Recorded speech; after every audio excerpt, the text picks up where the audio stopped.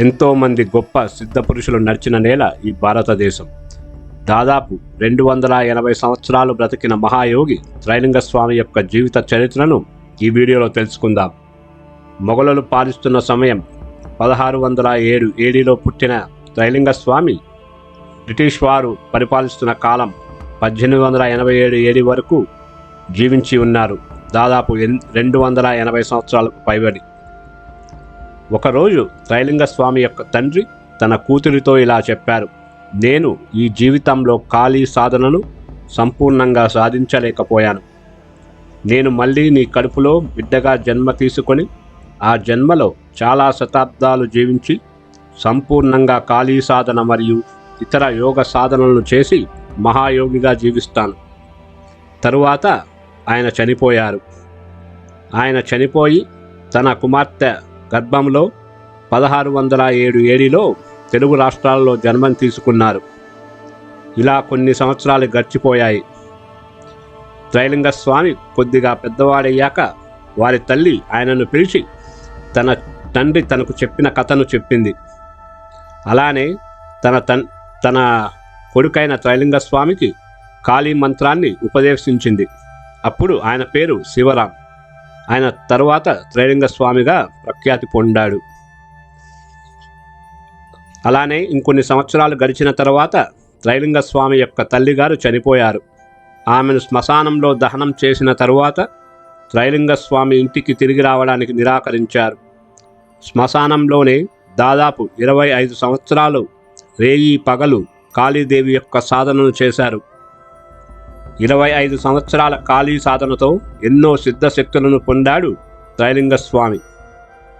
ఒకసారి త్రైలింగ స్వామి నేపాల్లో సాధన చేస్తూ ఉండగా ఒక మ్యానీటర్ అయినటువంటి ఒక టైగర్ పులి ఆ ప్రాంతంలో మనుషులను చంపుకొని తింటూ ఉండేది. ఆ విషయమై ఆ పులిని మట్టుబెట్టాలని ఆ నేపాల్ రాజు ఆయన సైన్యంలోని కొందరు వేటగాళ్ళు అడవిను చుట్టూ ఆ మ్యానీటర్ అయిన ఒక పులిని ఒకతను కాల్చాడు. పులికి బుల్లెట్ గాయం అయి పారిపోతూ ఒక కుటీరంలోకి దూరింది. పులిని తరుముతూ వెళ్ళిన నేపాల్ రాజు అతని సైన్యాధికారులు కుటీరంలోకి వెళ్ళి చూడగా అత్యంత ఆశ్చర్యచకితులై నిలిచిపోయారు. ఆ పులి త్రైలింగ స్వామి గారి పక్కన ఒక సాధు జంతువు వలె, ఒక చిన్న ఆవు దూడ వలె కూర్చొని ఉండిపోయింది. గాయపడిన పులి అత్యంత ప్రమాదకరమైనది. కానీ త్రైలింగ స్వామి వారి పక్కన అది ఒక చిన్న లేగదూడ వలె కూర్చొని ఉండిపోయింది. ఇది చూసిన రాజు అతని సైనికులు దిగ్భ్రాంతికి గురయ్యారు. త్రైలింగ స్వామి ఆ నేపాల్ రాజుతో, ఇక నుండి ఈ పులి ఏ మనిషికి హాని కలిగించదు, దీనిని వదిలేయండి అనగా రాజు అంగీకరించాడు. త్రైలింగ స్వామిని తన రాజధానికి ఆహ్వానించి ఎన్నో గౌరవ మర్యాదలు చేసి ఒక పెద్ద తట్ట నిండా బంగారు నాణాలను త్రైలింగ స్వామికి బహిష్కరించాడు ఆ నేపాల్ రాజు. కానీ త్రైలింగ స్వామి, నేను ఈ బంగారాన్ని ఏమి చేసుకోను, నాకు వీటితో అవసరం లేదని చెప్పి పేదవారికి ఈ బంగారాన్ని దానం ఇవ్వాల్సిందిగా ఆజ్ఞాపించాడు. రాజు అటులనే చేశాడు. తరువాత నేపాల్ నుండి టిబెట్లోని కైలాస పర్వతానికి బయలుదేరాడు త్రైలింగ స్వామి. ఆ దారి మధ్యలో వెళ్తుండగా ఒక యోగి త్రైలింగ అని పిలవడం మొదలుపెట్టాడు. త్రైలింగ స్వామి ఆశ్చర్యంతో, నా పేరు మీకెలా తెలుసు అని అడగగా, నాకు నువ్వు ఎవరో తెలుసు, మరియు నువ్వు ఎక్కడికి వెళ్ళాలని అనుకుంటున్నావో కూడా తెలుసు అని జవాబిచ్చాడు. నువ్వు సిద్ధాశ్రమానికి వెళ్ళాలని చూస్తున్నావు, కానీ సిద్ధాశ్రమంలో ఎవరు కూడా అనుమతి లేకుండా వెళితే అక్కడ ఏ ప్రాంతము కానీ ఎటువంటి మనుషులు కానీ కనిపించరు. ఎటు చూసినా నీకు అన్ని మంచు పర్వతాలు మాత్రమే కనిపిస్తాయి. నువ్వు నాకు ఒక సహాయం చేస్తావా అని ఆ యోగి త్రైలింగ స్వామిని అడిగాడు. త్రైలింగ స్వామి, తప్పకుండా చేస్తాను స్వామి, అదేమవుతో నాకు తెలపండి అని అడగగా, ఆ గుహలో ఎంతోమంది యోగులు ధ్యాన సాధనలో ఉన్నారు. వారు కొన్ని వందల సంవత్సరాల నుండి ధ్యానం నిమగ్నులై ఉన్నారు. నువ్వు రోజు కొన్ని కడిగిన ఆకులలో పండ్లు, దుంపలను ఉంచితే వారు వాటిని స్వీకరించి వారి ధ్యానమును కొనసాగిస్తారు. త్రైలింగ స్వామి ఆ పనికి ఒప్పుకొని దాదాపు 9 సంవత్సరాలు ఆ యోగులకు ఆహారాన్ని సమకూరుస్తూ సేవ చేశాడు. 9 సంవత్సరాల తర్వాత ఆ యోగి తిరిగి వచ్చి, త్రైలింగ, ఇప్పుడు నువ్వు సిద్ధాశ్రమానికి వెళ్ళే సమయం వచ్చిందని చెప్పాడు. త్రైలింగ స్వామి ఆ యోగికి, స్వామి, మీరు ఇక్కడ ఎంతకాలం నుండి ఉండారు, ఎన్ని సంవత్సరాల నుండి వీళ్ళకి సేవలు చేస్తూ ఉన్నారు అని అడగగా, నేను 100 సంవత్సరాల నుంచి ఇక్కడే ఉన్నాను, వీరికి సేవ చేస్తూ ఉన్నాను, ఇంకా ఎన్ని సంవత్సరాలు ఉంటానో నాకు తెలియదు అని జవాబిచ్చాడు.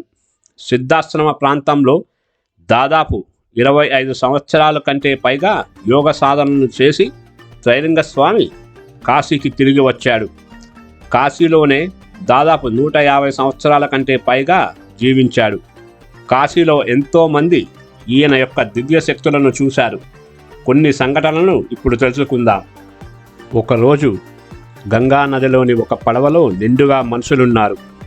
వరద వృద్ధి ఎక్కువై ప్రమాదంలో పడవ మునిగిపోతుండగా త్రైలింగ స్వామి నదిలోకి దిగి ఆ పడవను ఒడ్డుకు చేర్చాడు.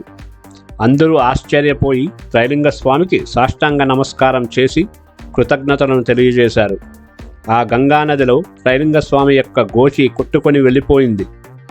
త్రైలింగ స్వామి గంగానదికి నమస్కారం చేసి, అమ్మా, నువ్వు నా గోచిని తీసుకున్నావు, కాబట్టి ఇక నుండి నేను గోచి వేసుకోను అని చెప్పారు. ఆ రోజు నుండి కాశీలో దిగంబర యోగి వలె తిరుగుతూ ఉండేవాడు త్రైలింగ స్వామి. ఒక రోజున బ్రిటిష్ వారి భార్యలు షాపింగ్కి వచ్చి దిగంబరుడైన త్రైలింగ స్వామిని చూసి వెంటనే పోలీసులకు కంప్లైంట్ చేశారు. వారు వచ్చి త్రైలింగ స్వామిని అరెస్టు చేసి జైలుకు తరలించారు. సాయంత్రం అయింది. జైలులో త్రైలింగ స్వామి అక్కడి పోలీస్ గార్డ్స్తో, నేను సంధ్యావందనం చేసుకోవాలి అని చెప్పారు.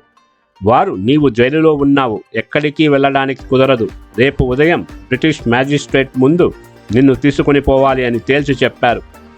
త్రైలింగ స్వామి, నేను సంధ్యావందనం చేసి తీరాల్సిందే అని చెప్పి చటుక్కున మాయమయ్యాడు. జైలు మేడపైకి వెళ్ళి సంధ్యావందనాన్ని ముగించుకుని తిరిగి జైలు మేడ మీదకి వచ్చాడు. పోలీస్ గార్డ్స్ ఆయన్ని తమ ఉద్యోగాలు పోతాయని బ్రతిమలాడి జైలులోకి రావాల్సిందిగా ప్రార్థించారు. త్రైలింగ స్వామి వారి ప్రార్థనను మన్నించి జైలులో మళ్ళీ కనబడ్డారు. మరుసటి రోజు ఉదయం మ్యాజిస్ట్రేట్ ముందుకు తీసుకుని వెళ్ళగా ఆ మ్యాజిస్ట్రేట్ త్రైలింగ స్వామిని చూసి, ఏమిటయ్యా ఈ అవతారం, బట్టలు వేసుకోకుండా ఇలా దిగంబరంగా ఎందుకు తిరుగుతున్నావు అని చెప్పగా, త్రైలింగ స్వామి, నాకు దిగంబరంగా ఉండటమే చాలా ఇష్టమని తిరిగి సమాధానం ఇచ్చారు. అవును, నువ్వు ఒక మిస్టిక్ మ్యాన్ అని విన్నాను. నిన్న రాత్రి జైలు నుండి మాయమై మళ్ళీ వచ్చావంట కదా, ఇది నిజమేనా? సరేలే, ఏదైతే ఏంటి, నేను నీకొక పని చెప్తాను, అది చేస్తే నిన్ను నేను విడుదల చేస్తాను అని చెప్పాడు. నేను తినే మాంసం నువ్వు తింటే నిన్ను జైలు నుండి విడుదల చేస్తాను అని ఆ బ్రిటిష్ మ్యాజిస్ట్రేట్ త్రైలింగ స్వామికి చెప్పాడు.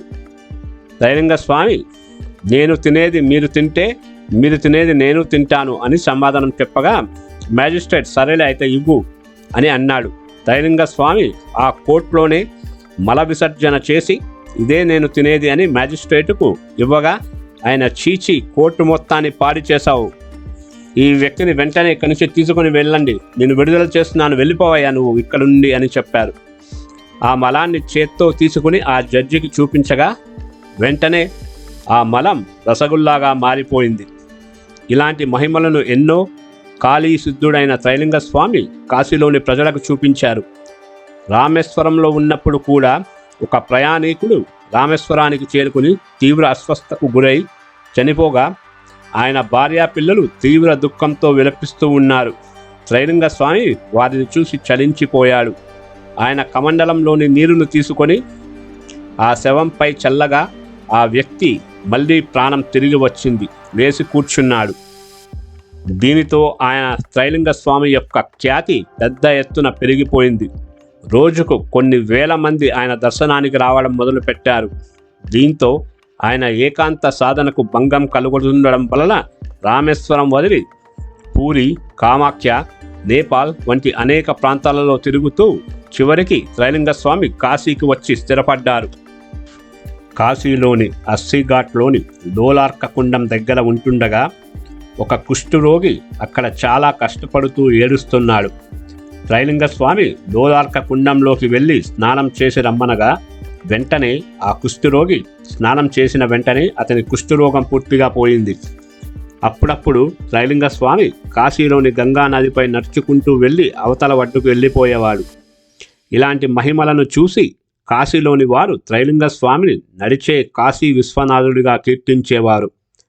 జయగోపాల్ కర్మాకర్ అనే త్రైలింగ స్వామి యొక్క శిష్యుడు ఒకరోజు, నాకు ఆపుకోలేంత దుఃఖం వస్తోంది స్వామి, ఎందుకో అర్థం కావటం లేదు అని చెప్పగా త్రైలింగ స్వామి, నాయన, నీ కుమారుడు స్వగ్రామంలో ఆయువు తీరి మరణించాడు. అదే విషయం ఒక 2 రోజుల తర్వాత నిజమై జయగోపాల్కు అతని గ్రామం నుండి సమాచారం వచ్చింది. ఇలానే ఒకసారి మహారాష్ట్రకు చెందిన ఒక ధనవంతురాలు ఆమె భర్తకు వచ్చిన తీవ్ర రోగాన్ని తగ్గించుకోవడానికి కాశీకి వచ్చింది. కాశీలో త్రైలింగ స్వామిని దిగంబరంగా చూసి గుడ్డలిప్పుకొని తిరిగిన ప్రతివాడు కాశీ విశ్వనాథుడు కాదని అవహేళన చేసింది. తరువాతి రోజు రాత్రి కలలో ఆమెకు కాశీ విశ్వనాథుడు దర్శనమిచ్చి త్రైలింగ స్వామి చాలా గొప్ప యోగి అని చెప్పి తన భర్తకు వచ్చిన రోగాన్ని తగ్గించే శక్తి త్రైలింగ స్వామికి మాత్రమే ఉందని, ఉదయాన్నే తన భర్తతో వెళ్ళి త్రైలింగ స్వామి యొక్క దర్శనం చేసుకొని క్షమించమని ప్రార్థించి తన భర్త రోగాన్ని తగ్గించమని వేడుకోమన్నాడు. ఆ ధనవంతురాలైన మహిళ త్రైలింగ స్వామి యొక్క క్షమాపణను కోరి తన భర్తకు వచ్చిన తీవ్ర రోగాన్ని తగ్గించమని కోరింది. త్రైలింగ స్వామి భస్మాన్ని ఆమెకు ఇచ్చి తన భర్తకు పోయమన్నాడు. కొద్ది రోజులలోనే ఆమె భర్త యొక్క తీవ్ర రోగం మాయమైంది. శివప్రసాద్ మిశ్రా అనే ఒక వ్యక్తి తన కొడుకు యొక్క పక్షపాతాన్ని తగ్గించమని త్రైలింగ స్వామిని వేడుకోగా దయతో ఆ పిల్లవాడి పక్షపాతాన్ని నయం చేశాడు త్రైలింగ స్వామి. గంగానది దగ్గర సలసలా మండే ఇసుకపై ఎండాకాలంలో బట్టలు లేకుండా పడుకొని ఉండేవాడు త్రైలింగ స్వామి. ఎన్నో నెలల పాటు నిరాహారంగా ఉండగలిగేవాడు. ఇలా అనేక అద్భుతాలను చూపించిన త్రైలింగ స్వామిని చూసి కాశీలో కొంతమందికి తీవ్రమైన అసూయ, కుళ్ళు, ద్వేషం మొదలయ్యాయి. వారు ఒకసారి త్రైలింగ స్వామికి పాలు అని చెప్పి ఒక పెద్ద పాత్రలో సున్నపు నీటిని ఇచ్చారు. త్రైలింగ స్వామి ఆ పాత్రలోని సున్నపు నీటిని త్రాగి ధ్యానంలో ఏమీ జరగనట్టు ఉండిపోయాడు. ఆ సున్నపు నీరు ఇచ్చిన వారికి తీవ్రమైన కడుపు నొప్పి మొదలై వెంటనే త్రైలింగ స్వామి యొక్క పాదాలపై పడి తమ ప్రాణాలను రక్షించాలని, తీవ్రమైన నొప్పిని భరించలేకపోతున్నామని ఏడవడం మొదలుపెట్టారు. కరుణామయుడైన త్రైలింగ స్వామి వారిని ఆ నొప్పి నుండి రక్షించాడు. కాశీలో అనేక ఘాట్ల వద్ద సాధన చేసుకుంటూ చివరికి మంగల్ దాస్ ఠాకూర్ అనే తన భక్తుడి కోరిక మేరకు కాశీలోని బిందు మాధవ్ దేవాలయ ప్రాంతంలో స్థిర నివాసాన్ని ఏర్పరచుకున్నాడు త్రైలింగ స్వామి. ఒకసారి కాశీకి ఉజ్జయినికి చెందిన ఒక రాజు వచ్చాడు. పడవలో ప్రయాణిస్తూ ఉండగా త్రైలింగ స్వామి గంగా నదిలో తేలుతూ కనిపించాడు. ఎంతోమంది త్రైలింగ స్వామి యొక్క మహత్యాన్ని ఆ ఉజ్జయిని రాజుకు తెలియజేశారు.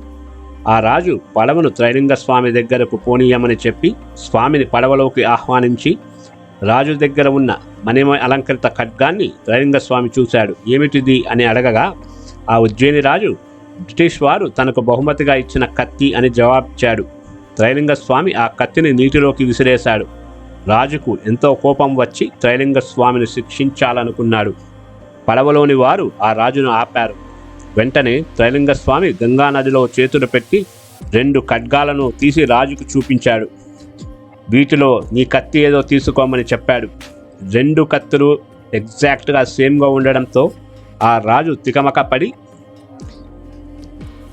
త్రైలింగ స్వామి ఆయన కత్తి ఆయనే చూసుకొని ఇచ్చి ఇంకో కత్తిని తిరిగి గంగానదిలోకి విసిరేశాడు. ఈ అద్భుతాన్ని చూసిన రాజు త్రైలింగ స్వామి యొక్క క్షమాపణలు కోరి సాష్టాంగ నమస్కారం చేశాడు. త్రైలింగ స్వామి యొక్క గొప్పతనాన్ని తెలుసుకున్న రామకృష్ణ పరమహంస కాశీకి తీర్థయాత్రలకు వచ్చి త్రైలింగ స్వామిని కలిశారు. మొదటిసారి త్రైలింగ స్వామి యొక్క గొప్పతనాన్ని గుర్తించలేకపోయాడు రామకృష్ణ పరమహంస. ధ్యానంలో ఉండగా కాళీదేవి సాక్షాత్కరించి త్రైలింగ స్వామి యొక్క గొప్పతనాన్ని తెలియజేసి మళ్ళీ వెళ్ళి త్రైలింగ స్వామిని పూజించమని ఆజ్ఞాపించింది ఆ కాళీదేవి.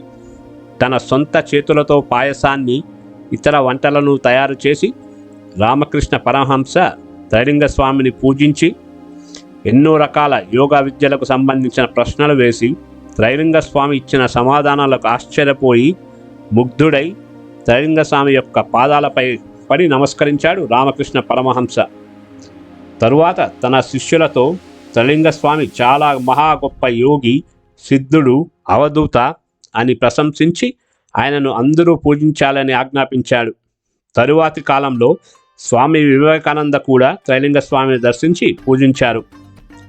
ఒకసారి ఆర్య సమాజ స్థాపకుడైన ప్రముఖ వ్యక్తి అయిన దయానంద సరస్వతి విగ్రహారాధనను నిరసిస్తూ కాశీలో ప్రసంగాలు చేస్తున్నాడు. ఈ విషయం త్రైలింగ స్వామికి తెలియజేశారు ఆయన శిష్యులు. త్రైలింగ స్వామి ఒక కాగితంపై 2 వాక్యాలను వ్రాసి దయానంద సరస్వతికి ఆ కాగితాన్ని ఇవ్వమన్నాడు. ఆ కాగితంలో ఏమి వ్రాసిందో ఎవరికీ తెలియదు. ఆ కాగితాన్ని చదివిన దయానంద సరస్వతి రాత్రికి రాత్రే మూటాముల్లా సర్దుకొని కాశీని వదిలి వెంటనే వెళ్ళిపోయాడు. ఒకసారి కాశీలో ఒక గొప్ప యోగి అయిన విద్యానంద విచ్చేశాడు. కాశీలో త్రైలింగ స్వామి దర్శనం తప్ప తనకు ఏ పని లేదని తన శిష్యులతో చెప్పి త్రైలింగ స్వామిని కలిశారు. త్రైలింగ స్వామిని కలిసిన వెంటనే త్రైలింగ స్వామి విద్యానందను కౌగలించుకున్నాడు. చటుక్కుమున ఇద్దరూ మాయమైపోయి కొన్ని గంటల తరువాత కేవలం త్రైలింగ స్వామి మాత్రమే దర్శనమిచ్చాడు విద్యానంద శిష్యులకు. విద్యానంద స్వామి శిష్యులు ఆశ్చర్యపోయి త్రైలింగ స్వామిని అడగగా త్రైలింగ స్వామి నేను ఫలానా ఘాట్లో విద్యానందను వదిలాను అని చెప్పారు. విద్యానంద స్వామి శిష్యులు ఆ కాశీ ఘాట్కు వెళ్ళగా విద్యానంద స్వామిని త్రైలింగ స్వామి చెప్పిన అదే ఘాట్లో చూసి మరింత సంభ్రమాశ్చర్యాలకు గురయ్యారు. సోనాపూర్ వాసి అయిన రామ్ కుమార్ చటోపాధ్యాయ యొక్క కుమారుడు గంగానది తీరంలో ఒక ఘాట్పై జారిపడి అతని రిబ్స్ విరిగిపోయాయి. త్రైలింగ స్వామిని వారు వెళ్ళి ప్రార్థించగా గంగానదిలోని మట్టిని ఇచ్చి ఎముకలు విరిగిన చోట వ్రాయమని చెప్పాడు. వారు అదే పని చేశారు. కొంతసేపటికి జ్వరం వచ్చి కొద్ది రోజుల్లోనే మళ్ళీ ఆ ఎముకలు అతుక్కున్నాయి. భవానీ చరణ్ అనే మరొక వ్యక్తి త్రైలింగ స్వామిని దర్శించుకొని ఎన్నో రోగాలతో బాధపడుతూ స్వామిని ప్రార్థించాడు. చాలా దుష్కర్మలను చేశావు భవానీ చరణ్ అని త్రైలింగ స్వామి అతనితో చెప్పారు. భవానీ చరణ్ అవును స్వామి నేను చాలా పాపాలు చేశాను అని రోధించడం మొదలుపెట్టాడు. మీరే నన్ను ఎలాగైనా రక్షించాలని ప్రార్థించాడు. త్రైలింగ స్వామి తాను మలమూత్రాలను చేసిన వాంతులు చేసిన ప్రదేశాన్ని భవానీ చరణ్ ఎప్పుడు శుభ్రం చేయిస్తూ ఉండేవాడు. అలా కొద్ది నెలలు గడిచిన తరువాత భవానీ చరణ్పై కరుణ కలిగి భవానీ చరణ్ను బంగు తినమని ఇచ్చాడు త్రైలింగ స్వామి. ఆ బంగు భవానీ చరణ్ తిన్న కొద్ది రోజుల్లోనే అతనికి ఆరోగ్యం కుదుటపడింది. అది గ్రహించి ఆయనతోనే ఆయనకు సేవలు చేసుకుంటూ ఉండిపోయాడు భవానీ చరణ్. ఒకసారి కల్కత్తా హైకోర్టు న్యాయమూర్తి నాస్తికుడైన ఒకడు కాశీలోకి ఏదో విహారయాత్ర రూపంలో వచ్చి త్రైలింగ స్వామి గురించి తెలుసుకొని క్యూరియాసిటీతో ఆయన కలవడానికి వెళ్ళాడు. ఆ న్యాయమూర్తి చెవిలో ఒక శబ్దం వినపడింది. వెళ్ళి త్రైలింగ స్వామి కాళ్ళపై పడి నమస్కరించుకోమని ఆ శబ్దం యొక్క అర్థం. ఒక్కసారి ఎవరో తోసినట్టుగా అనిపించింది ఆ కలకత్తా నాస్తికుడు అయిన హైకోర్టు జడ్జికి. ఒక్కసారిగా ఎవరో తోసినట్టు అనిపించి త్రైలింగ స్వామి కాళ్ళపై పడి నమస్కరించుకున్నాడు. త్రైలింగ స్వామి చిరునవ్వుతో ఆశీర్వదించాడు. అప్పటి నుండి ఆ నాస్తిక హైకోర్టు న్యాయమూర్తి సనాతన ధర్మ విశ్వాసిగా మారిపోయాడు. కాలభైరవ ఆలయానికి త్రైలింగ స్వామి రోజు మంగళహారతి సమయానికి వెళ్ళేవాడు. ఆ ఆలయానికి దగ్గరలో ఒక ముసలమ్మ పాలు అమ్ముకుంటూ ఉండేది. ఆమెకు పెద్దగా ఆదాయం ఉండేది కాదు. త్రైలింగ స్వామి కాలభైరవ ఆలయానికి వచ్చినప్పుడల్లా ఆమె పాలను త్రైలింగ స్వామికి సమర్పించేది. త్రైలింగ స్వామి మొదటిసారి పాలు త్రాగిన తర్వాత ఆమె పాల వ్యాపారం అమోఘంగా వృద్ధి చెందింది. కాశీలో కినారాం బాబా అనే గొప్ప అఘోరి ఉండేవాడు. ఆయన దాదాపు 180 సంవత్సరాలు జీవించాడు. త్రైలింగ స్వామి మరియు కినారాం బాబా మంచి మిత్రులు. ఒకసారి త్రైలింగ స్వామి కినారాం బాబా అఘోరి ఆశ్రమానికి వెళ్ళి కినారాం బాబా కూర్చునే సింహాసనంపై వెళ్ళి కూర్చున్నాడు. కినారాం బాబా శిష్యులు కోపగించుకొని త్రైలింగ స్వామికి బంగు కలిపిన ఒక పాలముంతను త్రాగమని ఇచ్చారు. త్రైలింగ స్వామి ఆ పాలముంతతో పాటు ఇంకో 6-7 బంగు కలిపిన పాలముంతలను త్రాగేశాడు. కినారాం అఘోరి శిష్యులు ఇక త్రైలింగ స్వామి కళ్ళు తిరిగి పడిపోవడం ఖాయమని ఆయన వెంట ఫాలో అవ్వడం మొదలుపెట్టారు. త్రైలింగ స్వామి వారిని ఆపి నవ్వి తనకు బంగు కలిపిన విషయం తెలుసునని, తనకు ఏమీ కాదని చెప్పి కినారాం అఘోరి శిష్యులను తిరిగి ఆశ్రమానికి వెళ్ళవలసిందిగా ఆజ్ఞాపించాడు. బీహార్లోని ముంగిర్లో ఉమాచరణ్ ముఖోపాధ్యాయ అనే అధ్యాపకుడు ఉండేవాడు. ఆయన వేదాలను, అనేక శాస్త్రాలను అధ్యయనం చేసి ఎన్నో ప్రశ్నలు తనలో దాచుకొని ఉండేవాడు. త్రైలింగ స్వామి యొక్క గొప్పతనాన్ని తెలుసుకొని దూరం నుండి త్రైలింగ స్వామిని అబ్జర్వ్ చేయడం మొదలుపెట్టాడు. త్రైలింగ స్వామి అనేక మంది భక్తులను కలవడం చూస్తాడు. వారితో మాట్లాడిన మాటలను, వారికి చేసిన అద్భుతాలను చూసి ఉమాచరణ్ త్రైలింగ స్వామి నిజమైన సిద్ధుడని తెలుసుకొని ఆయన కాళ్ళపై పడి నమస్కరించాడు. త్రైలింగ స్వామి శిష్యుడు ఉమాచరణ్కు ఒక గంధపు చెక్కను ఇచ్చి గంధమును తీయమని చెప్పాడు. ఉమాచరణ్ రోజు ఆ గంధపు చెక్కను అరగదీసి గంధాన్ని తీసేవాడు. ఆ గంధాన్ని త్రైలింగ స్వామి ఎవరికో ఒకరికి ఇచ్చేసేవాడు. ఇలా 28 రోజులు గడిచి ఉమాచరణ్ త్రైలింగ స్వామి కాళ్ళపై పడి, నేను ఇక మీదట నుండి ఈ గ్రంథాన్ని తీయలేను అని ఏడుకున్నాడు. తనను అనుగ్రహించమని ప్రార్థించాడు. త్రైలింగ స్వామి, నీకు సంస్కృతం వచ్చా అని ఉమాచరణ్ను అడగగా, నాకు వచ్చు స్వామి అని చెప్పాడు. తరువాత త్రైలింగ స్వామి ఒక సంస్కృత పుస్తకాన్ని ఇచ్చి బెంగాలీలోకి అనువదించమని చెప్పాడు. అలానే త్రైలింగ స్వామికి సేవలు చేసుకుంటూ ఆ పుస్తక అనువాదం చేస్తూ మంత్ర సాధనలోకి దిగాడు ఉమాచరణ్.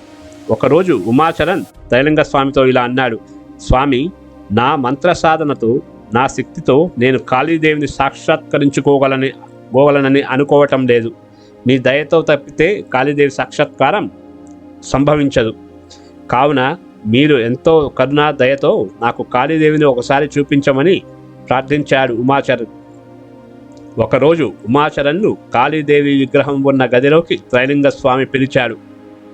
మంత్రశక్తితో కాళీదేవిని అమ్మ మంగళ రావమ్మ అని పిలిచాడు. ఒక చిన్న బాలిక రూపంలో ఆ రాతి విగ్రహం నుండి కాళీదేవి నడుచుకుంటూ ముందుకు వచ్చింది. ఉమాచరణ్ తన కళ్ళను తనే నమ్మలేకపోయాడు. ఇది ఏదైనా ఒక మాయ అని అనిపించి త్రైలింగ స్వామిని, నేను ఆ బాలిక రూపంలో ఉన్న కాళీదేవిని ముట్టుకోవచ్చా అని ప్రార్థించాడు. అప్పుడు త్రైలింగ స్వామి అనుమతి ఇవ్వడంతో ఉమాచరణ్ ఆ బాలిక రూపంలో ఉన్న కాళీదేవి పాదాలను ముట్టుకొని నమస్కరించాడు.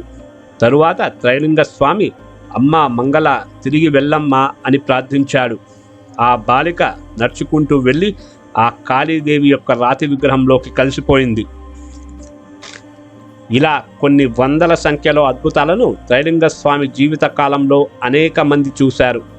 వేరువేరు ప్రాంతాలకు చెందిన త్రైలింగ స్వామి శిష్యులు వారి అనుభవాలను పుస్తక రూపంలో ప్రచురించారు. వాటిలో కొన్నింటిని నేను ఈ వీడియోలో తెలియజేశాను. 1887 ఏడీలో త్రైలింగ స్వామి తన శిష్యులను పిలిచి తాను గంగా నదిలో జల సమాధి అవుతానని ప్రకటించి ఒక రోజున ఒక పెద్ద పల్లకిని తీసుకొని రమ్మని ఆజ్ఞాపించాడు. వారి శిష్యులు త్రైలింగ స్వామి చెప్పిన తేదీకే ఆ పల్లకిని తీసుకొని వచ్చారు. త్రైలింగ స్వామి ఆ పల్లకిలో కూర్చొని ఆ పల్లకి యొక్క ద్వారాలను మూసివేశాడు. త్రైలింగ స్వామి దాదాపు 300 పౌండ్ల బరువు ఉంటాడు. ఆయన శిష్యులు ఆ బరువైన పల్లకిని మోసుకుంటూ ముందుకు సాగడం మొదలుపెట్టారు. కొంత దూరం ఆ కాశీ ఘాట్లపై వెళ్ళిన తరువాత ఒక్కసారి పల్లకి చాలా తేలికగా అనిపించింది. అప్పటి వరకు చాలామంది కొద్ది సమయానికి మారుతూ ఆ బరువైన పల్లకిని మోస్తూ ఉండేవారు. ఒక్కసారిగా పల్లకి ఏమిటి ఇంత తేలికగా మారిపోయింది అని అనుమానం వచ్చి పెట్టెను క్రిందకు దించి నేలపై ఉంచారు. పెట్టెను ఓపెన్ చేసి చూస్తే అందులో కేవలం గులాబీ పువ్వులు మాత్రమే ఉన్నాయి. త్రైలింగ స్వామి సశరీరంతో మాయమైపోయాడు. ఇప్పటికీ త్రైలింగ స్వామి సిద్ధాశ్రమంలోనే ఉన్నాడని చాలామంది విశ్వసిస్తారు. త్రైలింగ స్వామి జీవితం గురించి విన్న మీకు ఏమనిపించింది? మీ జీవితంలో కానీ, మీకు తెలిసిన వారి జీవితంలో కానీ ఇలాంటి సిద్ధ పురుషులతో ఏవైనా సంఘటనలు జరిగి ఉంటే కామెంట్స్లో తెలియచేయండి. ధన్యవాదాలు. ఈ వీడియో మీకు నచ్చితే లైక్ చేయండి, షేర్ చేయండి.